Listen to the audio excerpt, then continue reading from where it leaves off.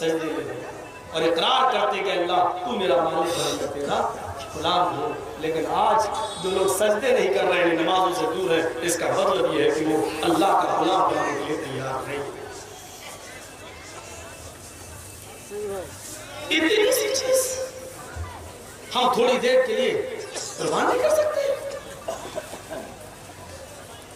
और फिर उसके बदले में भी उसने वादा किया, मेरे बंदे जितना तू मेरे सामने अपने नाक रगड़ेगा मिट्टी पर, नाक माथा, जितना तू मेरे सामने जलील होगा, यानी अपने आप को मेरे सामने जलील करेगा, हम तुझे दुनिया के सामने उतना ही बाइज्जत बनाएंगे।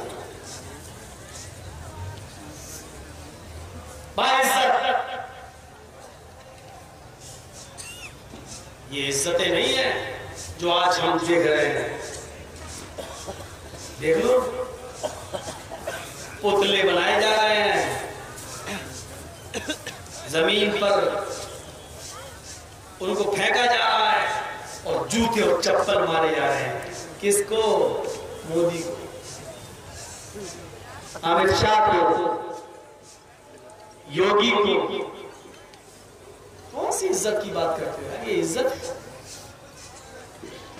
ये तो आज है, कल नहीं रहेगा।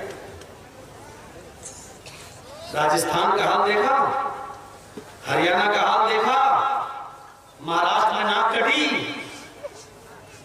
दुआ करो अल्लाह करे दिल्ली में भी नाक कटे। और आपके बंगाल पर भी पूरे हिंदुस्तान की नजरें टिकी हुई है। अल्लाह करे कि आप एक हो जाएं, बंगाल में भी इनकी नाक कटे। अब ऐसे ऐसे बयान दे रहे हैं, इंशाअल्लाह उनके ये बयान ही उनको ले डूबेंगे। कहते हैं कि जब गीदड़ की मौत आती है तो वो शहर की तरफ भागता है। अब ये गीदड़ शहर की तरफ भाग रहा है, अब इसकी मौत तय, लेकिन तुम मुत्तफिक रहो बस। मुसलमानों याद रखना और मेरी बात नोट कर लेना, तुम इस मुल्क में राजा बनना चाहो तो राजा नहीं बन सकते। सोच लो और गौर से सुन लो मेरी बात, तुम इस मुल्क में राजा बनना चाहो तो राजा नहीं बन सकते। कोई तुम्हें प्रधानमंत्री नहीं देख सकता। ये मुमकिन नहीं है कि कोई मुसलमान प्रधानमंत्री बन जाए, तुम राजा नहीं बन सकते। लेकिन जब चीज की बात नोट करना, अपनी ताकत को अगर तुमने पहचान लिया तो काबे के रब की कसम, तुम्हारी मर्जी के बगैर दूसरा भी राजा नहीं बन सकता। तुम जिसको चाहोगे उसको बना सकते हो, तुम नहीं बन सकते, ये तय है, ये कंफर्म है। लेकिन तुम्हारी परमिशन के बगैर कोई दूसरा भी नहीं बन सकता, तुम्हारी मदद के बगैर कोई दूसरा भी नहीं बन सकता। शर्त यह है कि इत्तेफाक और इत्तेहाद तुम्हारे। एक गाय अगर खरीदो नॉर्मल किस्म की, चलो आप बताओ कितने की मिल जाएगी? 30,000। चलो हम 25 मान रहे हैं, 20 मान रहे हैं। एक नॉर्मल किस्म की गाय खरीदो तो कितने की मिल जाएगी? 20 से 25,000। एक नॉर्मल बकरी खरीदो तो कितने की मिल जाएगी?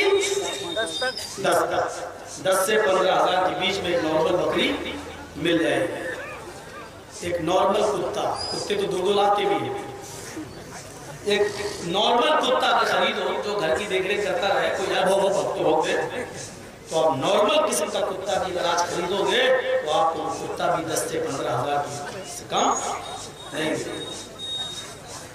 और अम्पी टम्पी चम्पी नाम रखो, नहलाओ लायको तो 1-2 लाख की भी बड़े बड़े घराने में 20 लड़कियां खरीदती हैं, लेती है। तो नॉर्मल कुत्ता भी आपको कितने का मिलेगा? 8 से 10,000 का। और हमारे जमीन की कीमत कितनी है? चुनाव आए रहे ना, देख लीजिएगा। 500 का एक नोट तुम्हें पकड़ाया जाएगा और कहा जाएगा इधर मोहर लगा दो, आप वहां मोहर लगा दोगे। 1,000 रुपया का नोट कोई पकड़ाएगा आपको, 500 के 2 फला को वोट दे दो, जाओ हमारी पार्टी है ये, जाओ। खुद तो लेके आएंगे हाई कमान से 5 लाख 10 लाख 1 लाख बांटेंगे 1,000 करके, और आपसे कहा जाएगा इधर मोहर। और हम 1,000 500 रुपए लेकर जहां वो कहेगा उसको वोट देंगे।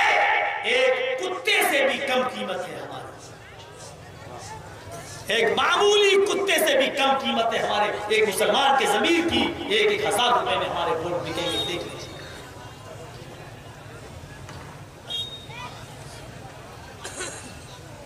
हम कुत्तों से भी ज्यादा गिर चुके हैं, हमारी कीमत कुत्तों से भी ज्यादा गिर गई।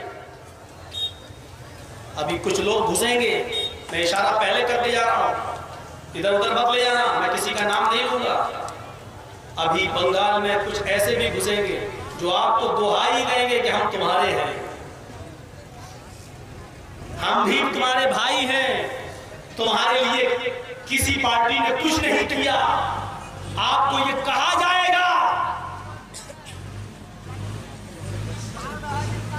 लेकिन याद रखना, मुझे उनकी नीयतों पर शक नहीं है, मैं नहीं जानता कि वो कैसे लोग हैं, लेकिन इस वक्त मौजूदा हालात में मेरे भाइयों, हम आपको एक मशवरा देंगे और मशवरा ये देंगे कि आप किसी भी कीमत पर इस तरीके की बातों में ना आए, क्योंकि अगर हमने उनकी बात मानी तो यकीन जानिए हमें मिलेंगी 2 सीटें, लेकिन हम हारेंगे 50 सीटें, जिसका बेनिफिट होगा मोदी को, जिसका बेनिफिट होगा अमित शाह को। यही चाहता है वो। मेरे भाइयों, ये मत देखो कि ये पतंग कितनी ऊंचाई पर उड़ रही है, ये देखो कि इस पतंग की डोर किसके हाथ में है। ये सोचने की जरूरत है, ये समझने की जरूरत है हमें और हमारी सोसाइटी में, हमारे समाज में।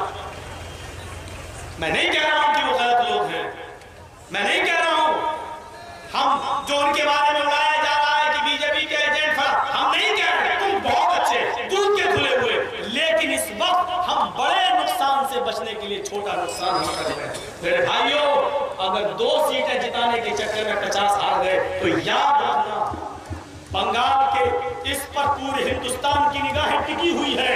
हम उत्तर प्रदेश वाले बंगाल पर निगाहें टिका कर देख रहे हैं, हम बिहार वाले बंगाल पर नजरें जमाए बैठे हैं, हम बंबई, हम महाराष्ट्र, हम गोवा, कर्नाटक के लोग बंगाल की तरफ नजरें जमाए बैठे हुए हैं कि आप क्या निगाह देंगे, आपके नतीजे क्या आएंगे।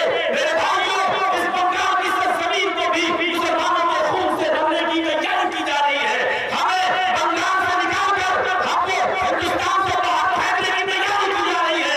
इन तमाम सूरत-ए-हाल को आपको समझना होगा और फिर आपको देखना होगा कि हमारे लिए इस वक्त सबसे बेहतर कौन है। मैं ये नहीं कह रहा हूं हम सबको मानते हैं हम गलत है, लेकिन ये भी मान के चलो कि कोई ना कोई ऐसा है जो दूसरों से फिर भी कुछ बेहतर है। ये हमें और आपको देखना होगा। बड़े नुकसान से बचने के लिए छोटा नुकसान कर दीजिए, कोई गुनाह नहीं है। दलील दे दूं हदीस से, तब तो आप मानेंगे। एक औरत को बच्चा पैदा हो रहा है, डॉक्टर ने कहा ऑपरेशन होगा, आपने इजाजत दे दी। ऑपरेशन के वक्त उसने कहा बच्चा उल्टा है, अब दोनों में से किसी एक को बचाया जा सकता है, जल्दी बोलो, माँ को बचाऊं या बच्चे को बचाऊं। आपको अपनी बीवी से भी मोहब्बत है, आपको बच्चे से भी मोहब्बत है, आपकी कोशिश ये है कि माँ भी बच जाए, बीवी भी और बच्चा भी, लेकिन डॉक्टर ने कह दिया नहीं, अब एक ही बच सकता है। जल्दी बताओ, माँ को बचाया जाए या बच्चे को? तो ऐसी सूरत में शरीयत इजाजत देती है कि बड़े नुकसान से बचने के लिए छोटा नुकसान कर दो, यानी बीवी को बचा लो, बच्चे की माँ को बचा लो, और बच्चा अगर जायद हो रहा है तो हो जाने दो, आपको कोई गुनाह नहीं। मेरे प्यारे साथियों, शरीयत हमें ये मशवरा देती है, अगर हमारा बड़ा नुकसान हो रहा हो और छोटा भी नुकसान हो रहा हो, दोनों में से एक नुकसान हमारी किस्मत में लिखा है, तो बड़े नुकसान से बचने के लिए छोटा नुकसान आप कर दीजिए। अगर 2 सीटें हम किसी को जिताकर ये सोचें कि ये हमारा भाई है, और उसके चक्कर में हम 50 सीटें अगर हार जाएं, तो 50 सीटों को बचाने के लिए 2 की कुर्बानी आप दे दीजिए। ये हमारा मशवरा है, हम इसको कुरान हदीस की नौयत से नहीं, एक जाती मशवरा इसलिए दे रहे हैं कि 36 मुकदमे हमने झेले हैं। मेरे भाइयों, हम जानते हैं कि इस वक्त पॉलिसी क्या चल रही है, इसलिए हम आपसे कहना चाहते हैं कि आपकी बंगाल पर हम तमाम लोगों की निगाहें टिकी हुई है। अल्लाह ताला आपको एक प्लेटफॉर्म पर आने की तौफीक अता फरमाए, आपको मुस्बत पहलू अपनाने। हम नहीं कहेंगे किसको वोट दो, हम प्रचार करने नहीं आए, हम सिर्फ इशारा करने के लिए आए, और मैं समझता हूँ कि मेरा इशारा आप समझ गए। मेरे भाइयों, थोड़ा सा अकल से काम लीजिए। आज महाराष्ट्र के अंदर यही चीज हुई। महाराष्ट्र के अंदर कांग्रेस आ जाती, लेकिन क्यों नहीं आई?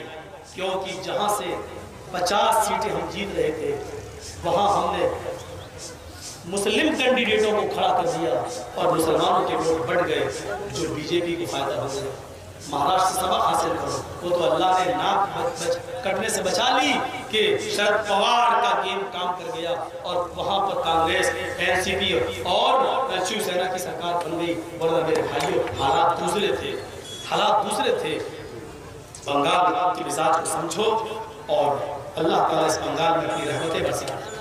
मेरे प्यारे साथियों, कोई तो है जो किसी की आंखों में आंखें डालकर इसको बात कर रहा है। मेरे भाइयों, मदद करें।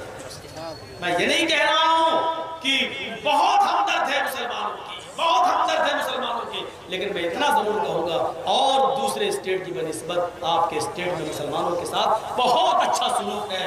बहुत स्टेट की बनिस्बत हमारे यहाँ आपके बंगाल में बहुत अमन है, बहुत सुकून है। हम इतना तो हम भी दावे के साथ कह सकते हैं। हम कर्नाटक में गए, हमसे लिखवाया जाता है कि क्या बोलोगे। हम बिहार में गए, हमसे लिखवाया जाता है क्या बोलोगे। हम उत्तर प्रदेश में गए, हमसे लिखवाया जाता है कि अगर कुछ हो गया तो आप इसके जिम्मेदार होंगे। लेकिन आज तक बंगाल में किसी भी कोने में हम गए, हमसे कुछ नहीं लिखवाया गया। ये सबसे बड़ी बात है, करके हमको सब जानते हैं कि कैसा बोलते हैं। मेरे भाइयों, हम इतनी दुआ कर सकते हैं बस अल्लाह ताला से कि हमारे बंगाल के अंदर इत्तेफाक इत्तेहाद पैदा करवा दे। हम मुसलमानों के दिलों को आपस में एक कर दे और अल्लाह में बंटने से और मुंतशिर होने से हमारी हिफाजत करवा दे। तो मेरे भाइयों, ये चीज भी हम अपने सामने रखें। वरना बाबरी मस्जिद और राम जन्मभूमि का मसला, अचानक 370 का हट जाना, ये तमाम चीजों को आप देख रहे हैं। हमारी हुकूमत और हमारी गवर्नमेंट किस तरफ जाती है। पूरी रामायण पढ़ जाइए, रामचरितमानस, पूरी रामायण पढ़ जाइए, रामचरितमानस। वो रामचरितमानस, वो रामायण जिसको तुलसीदास जी ने बाबरी मस्जिद के सहन पर बैठकर लिखा है और उसकी आखिरी लाइनें बाबरी मस्जिद के सहन पर बैठकर लिखी है। लेकिन रामचंद्र जी ने पूरी रामायण पढ़ जाइए, रामचरितमानस नहीं लिखा। बाबरी मस्जिद में बैठकर रामायण लिख रहे हैं, लेकिन ये नहीं लिखा है उन्होंने कि ये मस्जिद जिसमें मैं बैठकर लिख रहा हूँ, इसलिए लिख रहा हूँ क्योंकि यहाँ पर बाबर ने मंदिर तोड़कर मस्जिद बनाई। पूरी रामायण पढ़ जाइए, रामचंद्र जी ने ये नहीं, तुलसीदास जी ने ये नहीं लिखा है। पूरी रामायण पढ़ जाइए। आप सोचिए, फैसला बाबरी मस्जिद और राम जन्मभूमि का सोचिए। मीडिया वाले आप नहीं मानते, मानते हैं सुप्रीम कोर्ट का फैसला, कौन नहीं मानेगा भाई, स्वागत है, मानते हैं। अब पूछ रहे हैं हमसे जबरदस्ती माइक लगाकर, आप इससे खुश हैं? अरे अल्लाह के बंदे, ये क्यों पूछ रहे खुश हैं? फैसला पूछो सुप्रीम कोर्ट का आया, वो मानते हो नहीं मानते? अब कहते हो फैसले से खुश हो या नहीं? फैसले से खुश नहीं। क्यों? दिलों पर हुकूमत तो नहीं कर सकते हो। मानना और न मानने की बात है ना। मैं मानता हूं सुप्रीम कोर्ट का फैसला, स्वागत है जो फैसला किया, मानूंगा। हम लोग कहते आए सुप्रीम कोर्ट जो भी फैसला करेंगे मानेंगे, मान ठीक है। अब पूछो खुश हो कि नहीं? खुश नहीं है। क्यों खुश नहीं है? क्योंकि सुप्रीम कोर्ट के जजों ने अगर ये कहा होता कि मंदिर तोड़कर मस्जिद बनाई गई, ये साबित हो गया है, लिहाजा ये जगह राम लला को दी जा रही है, हम फैसले से खुश हो जाते। क्योंकि जब मंदिर तोड़कर बनाई गई है तो उस मस्जिद में हमारी नमाज होगी ही नहीं, तो हम खुश हो जाते, जाओ बना दो। लेकिन सुप्रीम कोर्ट ने ये कहा कि मंदिर तोड़कर मस्जिद बनाना साबित नहीं कर सका हिंदू पक्ष, लिहाजा वहां कोई मंदिर था या नहीं ये साबित नहीं है, और मंदिर तोड़कर मस्जिद बनाई गई ये भी साबित नहीं है। दूसरा पॉइंट उसने ये भी कहा कि जब 1947 में ये मुल्क भारत आजाद हुआ, उस वक्त वहां मस्जिद थी और उस मस्जिद में नमाज पढ़ी जाती थी। तीसरा पॉइंट सुप्रीम कोर्ट ने यह भी दिया कि 1949 तक उस मस्जिद में नमाज पढ़ी जाती रही। चौथा पॉइंट सुप्रीम कोर्ट ने यह भी दिया कि 1949 की को आधी रात में उस मस्जिद के अंदर कुछ शरारती लोगों ने मूर्तियां रखी जो गैर कानूनी था, किसी किसी मस्जिद के अंदर मूर्ति नहीं रखना चाहिए, जो गैर कानूनी था। सुप्रीम कोर्ट ने इस बात को भी माना, मूर्ति रखा जाना गैर कानूनी, गैर संवैधानिक था। और पांचवी बात सुप्रीम कोर्ट ने यह भी मानी कि 6 दिसंबर 92 को, 6 दिसंबर 1992 को बाबरी मस्जिद को जो तोड़ा गया और शहीद किया गया, यह भी गैर कानूनी और गैर संवैधानिक था। लिहाजा जिन लोगों ने मस्जिद को तोड़ा वो मुजरिम है। ये 5 पॉइंट सुप्रीम कोर्ट ने ऐसे छोड़े हैं, इसके बावजूद फैसला उधर चला जाए, इस बात की तवक्को हमें नहीं थी। क्यों गया, मैं इस तरफ नहीं जाना चाहता। कैसे ये फैसला हुआ मैं नहीं कहना चाहता, और कहना चाहता हूं सिर्फ इतना, लश्कर भी तुम्हारा है, सरदार भी तुम्हारा, लश्कर भी तुम्हारा है, सरदार भी तुम्हारा है। तुम झूठ को सच लिख दो, अखबार भी तुम्हारा है। इस दौर के फरियादी जाए तो जाए कहां, इस दौर के फरियादी जाए तो जाए कहां। सरकार भी तुम्हारी है, दरबार भी तुम्हारा है। हम इसके अलावा कह क्या सकते हैं। रही बात सुप्रीम कोर्ट के फैसले की, स्वागत है, बनाओ भव्य मंदिर शान और शौकत के साथ, लेकिन इतना याद रखना, खाने काबा में पहले 360 बुत रखे गए, तब भी वो खाने काबा था। आज 360 बुत नहीं है, आज भी वो अल्लाह का घर है और कयामत तक वो अल्लाह का घर रहेगा। जब सुप्रीम कोर्ट ये कह चुका कि वहां मंदिर तोड़कर मस्जिद नहीं बनाई गई, तो वो पहले भी मस्जिद थी, आज भी मस्जिद है, और कयामत की सुबह तक वो इंशाअल्लाह अल्लाह का घर ही रहेगा, अल्लाह का घर रहेगा। तुम्हारे रामचंद्र जी सोएंगे तो हमारी मस्जिद में सोएंगे, तुम्हारे रामचंद्र जी खाएंगे तो हमारी मस्जिद में खाएंगे, तुम्हारे रामचंद्र जी बैठेंगे तो हमारी मस्जिद में बैठेंगे। और हमें गर्व है, फख्र है कि तुमने अपने राम को अपने भारत में जगह नहीं दी, उनको भी जगह मिली तो मुसलमानों की मरहूम मिन्नत है। हमारे रब के घर में उनको जगह मिली, हमने उनको शरण दी है, हमने उनको पनाह दी है, तुम नहीं दे पाए। क्या करोगे तुम? डॉक्टर जाकिर नायक नहीं हो कि इंडिया छोड़ के भाग के मलेशिया में पनाह लेना। जर्जीस ही, मुझे मालूम है कि केस करोगे, तुम जेल से मत डराओ। जिस शख्स ने जेल को अपनी ससुराल मान लिया हो, क्या डरेगा? अब हमें डर नहीं लगता, अल्लाह की कसम नहीं लगता। क्यों लगेगा? जो यहाँ कर रहे हैं वही में जेल में करना पड़ा।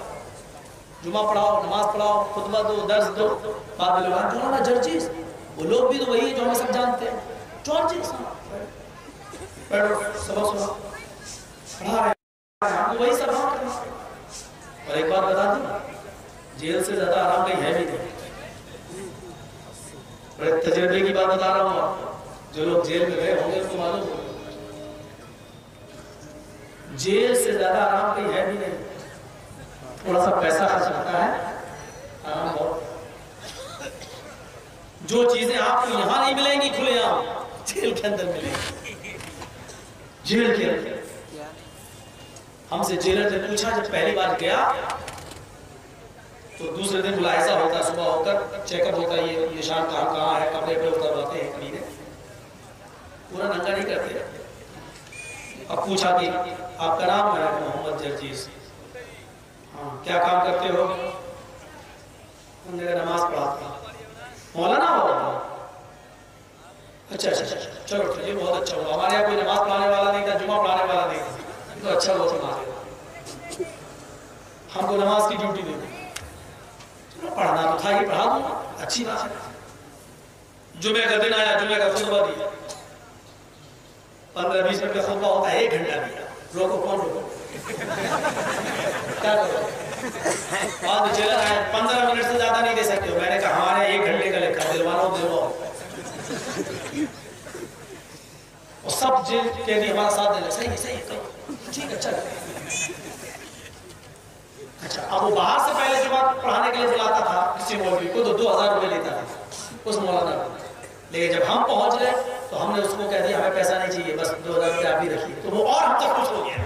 एक महीने में 8000 बच रहा है, 2000 रुपये जुमे का 8000 बच रहा है, वो जेलर की जेब में जा रहा है, तो कितना खुश होगा। अब जो भी हमारी शिकायत लेके जाता था, कोई कह रही है ऊपर नियत मानता है, आमीन बोल रहा है, हम इसके पीछे तेरा मौलवी कहां से लेके आऊं, जो आया है उसी के पीछे पड़ जाए। और नहीं पढ़ना है तो अपने मौलवी से कहो कि अपनी बीवी को मार मार के आओ फिर और हमारा सपोर्ट है। बेहतरीन चाय सुबह बन के आती थी मक्खन ब्रेड के साथ, जेलर वही हमें भेजता था, लीजिए महाराज। जो क्रिमिनल और गुंडे लोगों के लिए जो खाना बनता था उसी में से हमारे लिए लीजिए आप। क्यों? हमने कहा बहुत आराम, हाँ बस थोड़ा सा कैद है, पिंजड़ा चाहे सोने का हो, पिंजड़ा पिंजड़ा ही हो, बस ये एक महदूद दायरा होता है उसका, डर नहीं। इतना खुल के बोलने के बावजूद कितनी बार मैंने लेटर लिख के दिया एबीपी न्यूज, जी न्यूज वालों, अरे मुझे बिठाओ ना डिबेट पर, संबित पात्रा के साथ मुझे बिठाओ, बहुत भौंकता है, देखता हूँ मेरे सामने कैसे, एक बार बिठाओ तो जैसे राम राम राम राम करेगा, राम का बस मंदिर, हम वैसे ही बोलेंगे। भाई रामचंद्र जी तो खुद ही नमाज पढ़ते थे, कृष्ण कृष्ण बहुत पढ़ते हो बहुत, हम कुरान की बात ही नहीं करेंगे, हम कृष्ण जी की बात करें। चलो वो कहेगा कृष्ण जी आपके मानो, चलो वो नमाज पढ़ते पढ़ो, कहीं हाँ पढ़ते थे, योगी और जीव सतत महात्मा नम्र था, एकाकी चित्तात्म निराशील परिग्रह, ये मत अब मंत्र याद होगा तुझे, तेरे बाप को भी याद, तर्जुमा कर इसका। चल कृष्ण जी नमाज पढ़ते थे, हिरण की खाल पर नमाज पढ़ते थे, 5 टाइम पढ़ते थे, सूरह फातिहा पढ़ते थे, सब हम बोलेंगे। देखो कैसे बात कर, हम कहेंगे नहीं अल्हम्दुलिल्लाह रब्बिल आलमीन, हम तो कहीं नहीं पढ़ते दादनी मीले महीदे बस्ते सभी तो परिष्टुति बसुर दयामान मैं सुपथराय आसमान, ये यही तो है। अग्नि मीले प्रारंभ करता हूँ ईश्वर के नाम से, हम पढ़ते हैं बिस्मिल्लाहिर्रहमानिर्रहीम, शुरू करता हूँ अल्लाह के नाम से। कृष्ण जी पढ़ते थे महीदेवस्य सवितु परिष्टुति, महान है हमारा देवता जिसके लिए सारी तारीफ है। हम पढ़ते हैं अल्हम्दुलिल्लाह रब्बिल आलमीन, सारी तारीफ अल्लाह के लिए। पढ़ो पढ़ो चलो, हमको नहीं बुलाते, क्यों? जानते हैं माहौल खराब हो जाएगा। हमने ये भी कह दिया कि जिसको 5 लाख 10 हजार देके बुलाते हो, हमें वो भी नहीं चाहिए, सिर्फ बुला दो, बिठा किसी चीज पर डिबेट करो। मोदी जी ने क्या अच्छे काम करे उस पर भी डिबेट करो, हम बताएंगे कितने अच्छे अच्छे काम हुए, किसी एक पर तो कह के बोले नहीं हमारे कुछ खास लोग हैं भैया, वो खास लोग हैं ना, वो तुम्हारी पालतू है, हड्डी जो डाली जाती है। देख रहे हो ना बाबरी मस्जिद का 5 एकड़ जमीन इनको अयोध्या, अभी जमीन दी नहीं है गवर्नमेंट ने, योगी के पास अभी हड्डी फेंकी नहीं है, कुत्ते पहले पहुंच गए रहने के। उन कुत्तों की फोटो आई थी फेसबुक पे, देखा आपने? ऊंची ऊंची टोपी लगा के कुतुब मीनार जैसी, 5 एकड़ जमीन हमें दे दो, स्कूल बनाएंगे, हड्डी डाली नहीं है, कुत्ते पहले पहुंचे। मेरे को ऑब्जेक्शन किया, केस करने की कोशिश की इन्होंने, हमें कुत्ता, हमने कहा नाम ही नहीं दिया, हमने नाम ही नहीं दिया। एक बार कोर्ट में हमारे पर ये मुकदमा चल गया, इन्होंने कहा कि मैंने एक बार कह दिया था कि सबसे बड़ा झूठा प्रधानमंत्री ये है, बीजेपी वालों ने केस कर दिया कि इसने हमारे मोदी को झूठा कहा, इसने हमारे मोदी को झूठा कहा, कटघरे में खड़ा होना पड़ा। जज ने कहा तुम्हारी कैसेट है, वीडियो तुम बोले हो, तुमने ये जुमला बोला है? मैंने कहा जज साहब मैंने बोला है, मैंने कहा सबसे बड़ा झूठा प्रधानमंत्री आज तक कोई पैदा ही नहीं हुआ जितना बड़ा ये हुआ है, मैंने बोला। तो कहा तब तो आपको सजा मिलनी चाहिए। मैंने कहा लेकिन मैंने ये नहीं कहा कि भारत का प्रधानमंत्री झूठा है, मैंने वो दिखाओ कहाँ है। मेरे वकील ने भी कहा तुमने भारत का नाम नहीं लिया। जज मुस्कुराते कहता है कि हमको नहीं मालूम है कि कौन सा प्रधानमंत्री झूठा है। जज जी कहता है कि हमको क्या नहीं मालूम, हमको बेवकूफ समझ रहे हो, हमको नहीं मालूम है। अरे जाओ भाई, हमने भारत का नाम थोड़ी लिया, क्लीन चिट। एक एक पॉइंट पर फैसले होते हैं, एक एक पॉइंट पर। और धोखे से मेरे मुंह से ये निकल गया होता कि मोदी से बड़ा प्रधानमंत्री आज तो कोई झूठा पैदा हुआ ही नहीं। अगर ये निकल गया होता तो फंस रहा था। लेकिन मैंने कहा इस देश, हमने ये भी दिखा इस देश, हमने कहा कि इससे बड़ा प्रधानमंत्री आज तक, इससे बड़ा झूठा कोई पैदा हुआ ही नहीं। और मैंने एक्सेप्ट नहीं किया। हाँ, मैंने कहा, बोले किससे? मैंने ये क्यों बताऊं किससे? मैंने ये नहीं कहा कि इस देश का या भारत का प्रधानमंत्री सबसे बड़ा झूठा, मैंने ये नहीं कहा। एक ही पॉइंट पे फैसला। हालत हमारी दूसरी तरफ जा रही है मेरे भाइयों। सूरत हाल यह कि एक मुसलमान दूसरे मुसलमान का मुखालिफ हो गया। हम अपनी खुशी से, हम अपनी परेशानी से इतना परेशान नहीं है जितना आपकी खुशी से हम परेशान हैं। ये हमसे आगे क्यों बढ़ रहा है, ये आगे क्यों जा रहा है, ये तरक्की क्यों कर रहा है। मेरे पास आई एक औरत मेरे पास, जानते हो मौलाना साहब कोई ऐसा ताबीज दे दो, मेरा पति जो है जहां दुकान खोला हुआ है वहीं एक दुकान और खुली हुई है कपड़े की। हमने कहा फिर ऐसा ताबीज दे दो कि उसकी दुकान के कस्टमर टूटकर मेरी दुकान पे आ गए, उसकी बंद हो जाए। कमीना को बाद में खोल लिया, हमारा कंपटीशन चलने लगा, अब उसी की दुकान पे ज्यादा जाने लगे तो उसके कस्टमर मेरे पास आए। मैंने कहा तुझे बताया कौन? 2 मरतबा मैं धोखा खा चुका हूँ, पता नहीं मुझे क्या समझ के लोग मेरे पास आ गए था। एक बरेली में आई थी एक औरत, कहने लगी मौलाना साहब मुझे एक ताबीज दे दो। मैंने कहा प्रॉब्लम? कहने लगी मेरा आदमी मेरा कहना नहीं मानता, मेरा पति मेरा कहना नहीं मानता। तो मैंने कहा क्या चाहती हो कि तुम्हारी उंगली के इशारे पे नाचे, जो तुम कहो वो करे? क्या कहती मालूम? अरे मौलाना साहब आपने तो मेरे दिल की बात छीन ली। देखा औरत का। तो हमने कहा अच्छा तो चल मुझे ताबीज दे रहे। अब मैं उसका इरादा जानने के लिए कि क्या, मैंने उससे कहा अच्छा बता तेरे पति का नाम क्या? कागज कलम ले लिया, बता। बोले क्या नाम क्यों पूछ रहे? मैं नाम क्यों लूंगी? क्यों? नाम लेने से निकाह टूट जाता है। हम अपने पति का नाम नहीं ले सकते, नाम लेंगे तो निकाह टूट जाएगा। हमने कहा किसने कहते हैं निकाह टूट जाता है? कहने हमारे मौलाना बताते हैं कि नाम लेने से निकाह टूट जाता है। हमने कहा तो नाम तो लिखना पड़ेगा, जब तक नाम नहीं लिखेंगे तो तेरा आदमी तेरा गुलाम कैसे बनेगा? हम भी उल्टा चले। तो कहती है अच्छा नाम लिखना जरूरी है क्या? बुलाइए छोटी सी बच्ची को, ए ललो, वहाँ लड़के को लला बोलते हैं और छोटे बच्ची को ललो। छोटा सा बच्चा तो लला, छोटी सी बच्ची तो ललो। ए ललो ललो क्या तेरे पापा का क्या नाम है बता दो मौलाना साहब को। तो वो बेचारी 4-5 साल की थी, तुतलाती हुई बोली रहमतुल्लाह नाम। तो कहने लगी रहमतुल्लाह। तो हमने कहा रहमतुल्लाह यहाँ? तो हमने कहा ये तो रहमतुल्लाह बता रही है, कहाँ यही नाम है। हमारे दिमाग में आया कि इसकी ज़बान से किसी तरह निकलवाऊं। तो हमने कहा ये नाम तो तुमको लेना ही पड़ता होगा, तो तुम्हारा निकाह नहीं टूटता। कहती मैंने जिंदगी में कभी अपने आदमी का नाम नहीं लिया। मैंने कहा तुम झूठ बोल रहे हो। क्या मौलाना साहब अल्लाह की कसम मैंने नाम नहीं लिया। मैंने कहा नमाज पढ़ती हो? करी पढ़ती हो। हमने कहा नमाज में तो सलाम फेरती हो, तो जब सलाम फेरती हो तो उसमें तो नाम आता है अस्सलाम वालेकुम व रहमतुल्लाह। तो रहमतुल्लाह आता है कि नहीं आता? तुम तो नाम लेती हो। कहती है सलाम तो फेरती हूँ लेकिन अपने पति का नाम नहीं लेती। मैं तो चौंक गया, मैंने कहा कैसी औरत है यार। तो ये सलाम की, फिर मैंने सोचा, मैंने पूछा चाहिए बता फिर नमाज पढ़ती हो अपने पति का नाम नहीं लेती फिर बोलती क्या हो? तो कहती है मेरे पति का नाम आता है तो मैं कह देती हूँ अस्सलाम वालेकुम ललो के अब्बा। सलाम फेरती हो कह देती हूँ अस्सलाम वालेकुम ललो के अब्बा। मैं नाम नहीं लेती। ऐसी औरतें, इन कठमुल्ला लोगों ने मौलवियों ने क्या बता के रखा है कि आप औरत नाम ले तो निकाह टूट जाता है।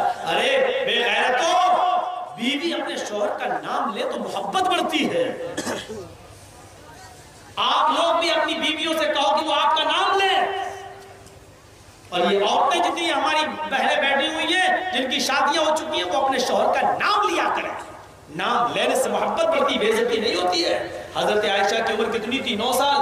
अल्लाह के रसूल की उम्र कितनी थी? 54 साल, 54 ईयर।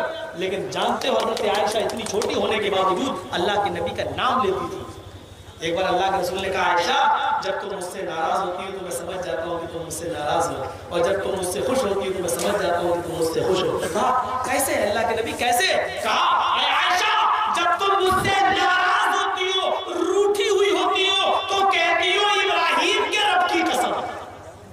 क्या कहती हो? इब्राहिम के रब की कसम।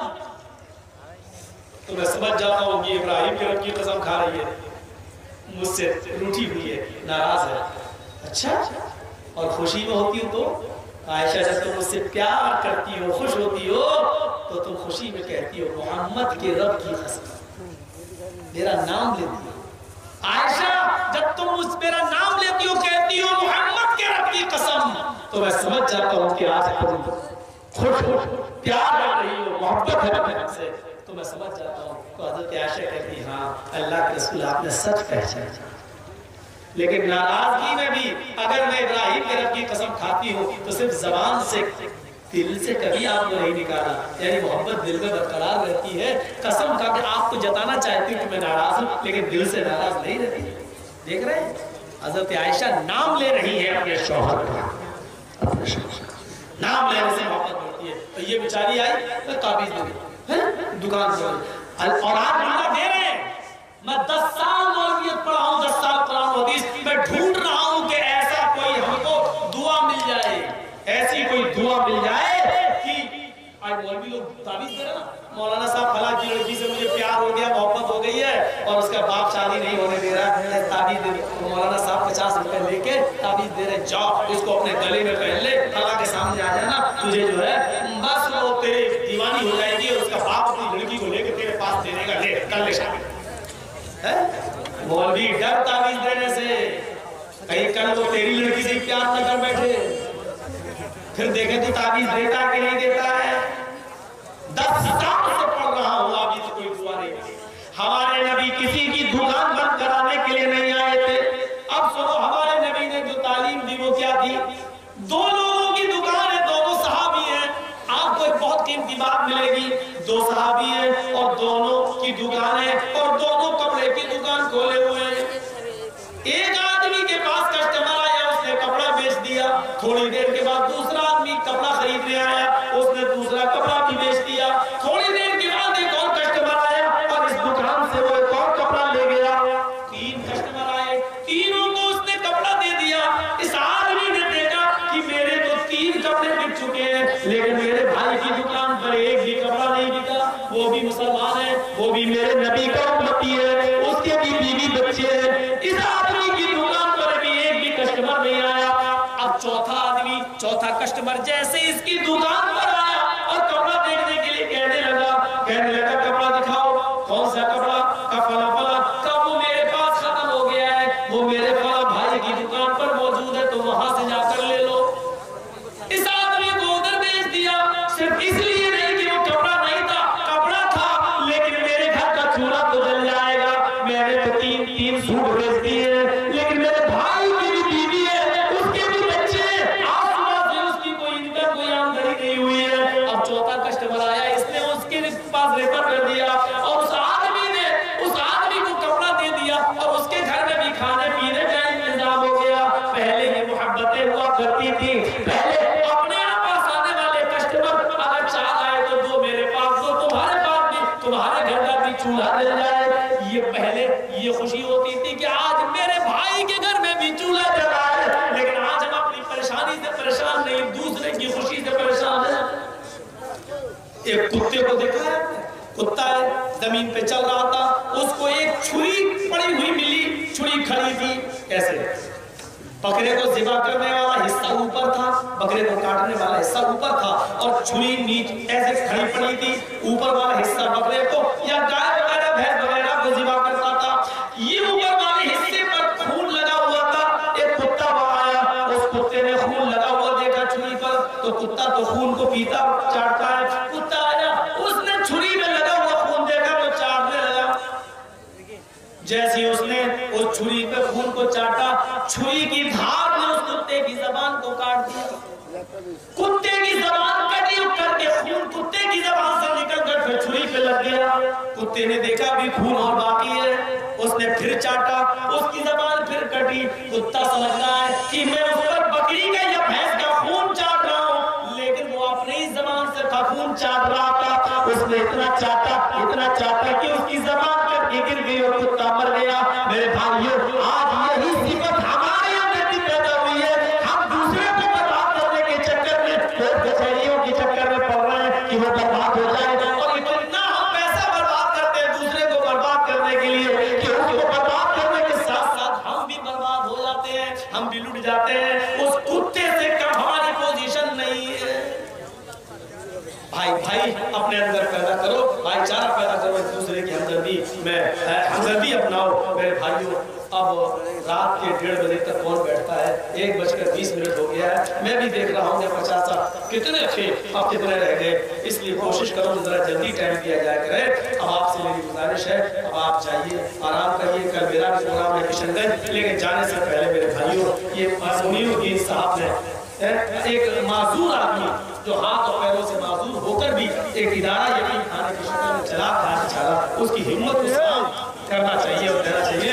तो आपको मुझसे क्या मोहब्बत है, मैं 5 मिनट बैठा हूँ, मेरे हाथ में भी आप लाइए और देते जाइए, और इस इदारे के लिए, इस यतीम खाने के लिए मदद करिए।